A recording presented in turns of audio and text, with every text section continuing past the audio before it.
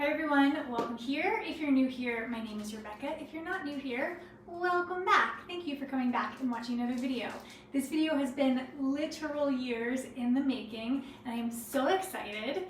My Lomi composter has arrived. This is a countertop composter made by Pela. So Pela makes compostable phone cases. I've talked about their products a bunch. I love them as a company. I love their products. And in 2021, I backed the Kickstarter for Lomi. So it finally arrived. I'm so excited to try it out. So let's get her out of the box.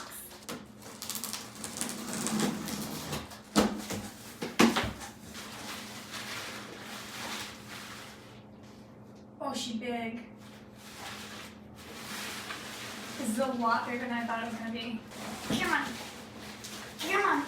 Here we go. Welcome home. Is that everything? Oh, okay, you can put this bag in Lomi, it's compostable. All right, let's get a better angle on this.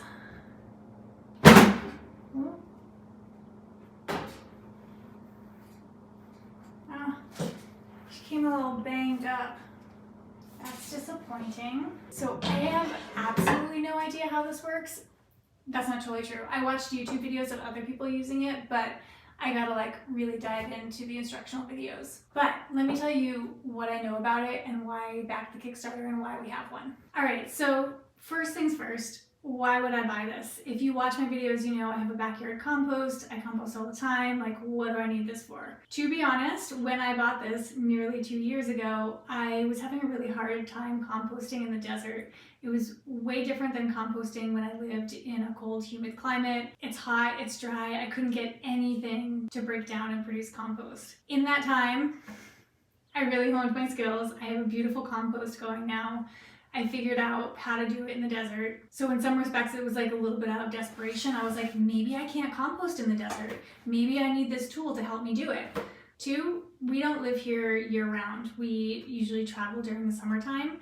And during that time, our compost, if it's going, gets neglected. Last summer, for instance, we left for almost 4 months. My compost completely dried out and I had to start over. So it's good for my semi-nomadic lifestyle where I'm not living in one place for so long that I can care for compost year round. 3, and one of the most exciting things is that you can compost in this things that you can't compost in a backyard compost. So things like compostable plastic, like silverware, cups, all those things that are super trendy right now, but if you use them and throw them in the garbage, it's not that different than throwing plastic in the garbage.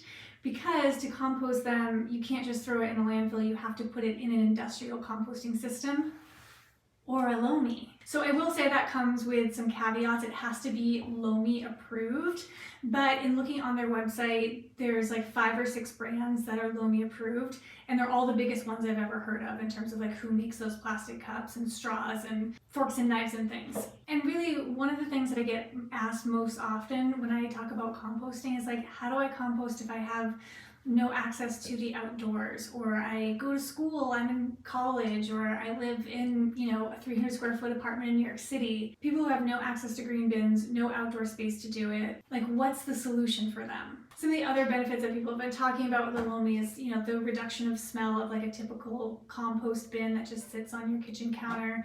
The fact that you can run these cycles in 24 hours or less. So you put food scraps in less than 24 hours, you have compost. So I'm going in with a totally open mind, knowing that the Rebecca of 2 years ago is the one who really wanted this. Oh wait, have I been doing this math wrong the whole time? Was it 2020 that I backed the Kickstarter? Now I feel the need to look it up. Hold on, this thing's a monstrosity. Confirmed, it was the very beginning of 2021, so January of 2021. So, year and a half. Let's set it up, and then I'm gonna film over the next maybe week or week and a half, 2 weeks, something like that, just to see how it goes. So I guess first things first, we'll get rid of our compost bin. Oh, I hate that there. I hate it there too. It's really big. We don't have a ton of counter space in here. Will it fit over here?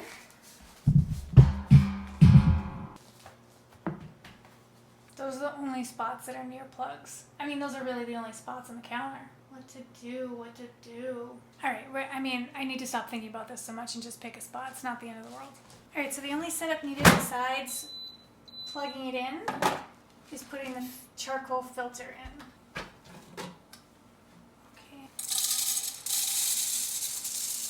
Okay, it's like several minutes later because I've been trying to clean up the charcoal after that. So not only is it on my hands and won't come off, but it also won't come off of my countertops and it won't come off of the Lomi. That's the damage that it came with that I was talking about earlier. Oh, and now I just got more charcoal on it. Ugh, that was not a cool process. But that's all there is to set up. Now it's ready to go. So I'm going to start by just putting in what's already in our compost here. So we'll start with that and I'll add to it over the next couple days. And then the first time that I run it, I'll film it. All right, it's a couple days later and the Lomi is full, so I'm gonna try and run it for the first time. I'm gonna run it on the garden setting or whatever it's called, the one that you can use as fertilizer for your plants. So you have to add one of these Lomi pods, which says it's a compost accelerator. Okay, and so you're supposed to throw one of these in with 1.7 ounces of water, which is like a really specific amount of water that I didn't feel like measuring, so I just filled a spice jar this much. This is like probably around that much, I don't know. So what I have in here is pretty much all food scraps. I think Murphy threw a couple popsicle sticks in there throughout the last couple days, but it's mostly food waste. So there it is, looking pretty disgusting. We have some fruit flies in there for sure.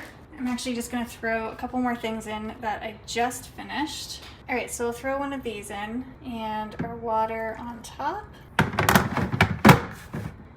Okay, can you guys hear it? It kind of sounds like a dishwasher. All right, so this is supposed to be done in a few hours, so I'll check back in. All right, we are back. It took 15.5 hours, so it actually ran overnight. When I said see you in a few hours in the last clip, I was thinking that I was doing like the really fast version of it, but it was not the really fast version, it's like the full length. So 15.5 hours. So I'm so excited to see what comes out of this. Let's look at our compost. Oh, this is not what I expected. Okay, so this is what it looks like. It is very wet. I don't know where I went wrong. I would say maybe I added too much water, but there's no way that that was even 2 ounces of water that I put in. It was definitely less than that. This should be like dry dirt. That's really disappointing. I'm sad. Oh, I was so ready to put some fertilizer on my plants too.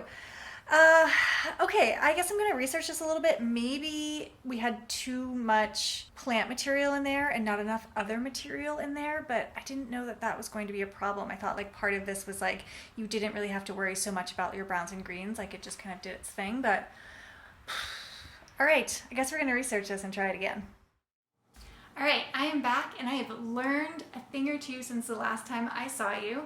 So I got on the internet, I did some Googling, and turns out having really wet compost after you do that gardening cycle, common problem. So here's what I learned. Lomi says do not let anything sit in the composter for more than 2 days. I did not do that. That compost, that first batch that I did, was in there for at least 5 days. Didn't know that was a thing, should have paid attention. Also, if the compost comes out wet, they recommend a couple things. First, they say to run just a normal fast cycle first. 2, they say only put food scraps in there, fruits and vegetables, which I did, save for that popsicle stick, but for the most part, that's what I did. And then 3, once you run that quick cycle, keep the dirt in there and keep adding to it so that you get sort of a good base going before you actually empty the entire thing into your plants. So that's what I did. This is our quick cycle dirt in here. So there's some pistachio shells in there, but for the most part, this is like dry dirt like it should look like. That cycle took about 3.5 hours. It was super quick. There's definitely like a funky smell to this. It's not like a gross compost smell, but it's a smell. So I have a day's worth of fresh compost here. I'm gonna add that on top and we're gonna try again. All right. All right, the cycle has finished. It took about 15 hours, which seems like a long time, but then also when you think about like how long it takes to actually compost something, this is doing something in 15 hours that takes weeks to do outside, so not so bad, but I haven't even looked yet. I'm very excited to see how it came out. It looks like kind of what it looked like before. There are a few things that aren't totally broken down. Those pistachio shells are definitely sticking around. But I think I'm gonna do what they recommended to do, which was leave this in the bottom as like kind of starter. And I'll just keep adding until there's a bunch of dirt in here, and then I'll add it to the plants. Here's a closer up shot of it. It looks like dirt with pistachio shells. I'm here with some final thoughts. So first, let me show you. Here's where we ended up with our dirt. It's looking pretty good. So this video ended up being a lot longer than I intended. I've actually been using the Lomi for 5 weeks. I just really wanted to have the opportunity to really try it out, try all the different settings, and really see if it was going to be something that works for us. Ultimately, I've decided to give it away. So I think that the Lomi is really valuable, super innovative. I think it's a great idea, but I don't really think that we need it. Ultimately, I sort of miss getting outside and getting my hands in the dirt and like making the compost and turning the compost and caring for it and adding some brown to my green and finding that balance of things. I really enjoy that process, and I felt very removed from that process with the Lomi. But also, I was just running it all of the time. They say not to keep the compost in there any more than 2 days. I did try and push that from time to time. It wasn't exactly 2 days, but because the cycle then takes 15 hours because I want to use it for my garden, it felt like I was running it for a day and then it was off for a day, and then I'd run it for a day and it was off for a day.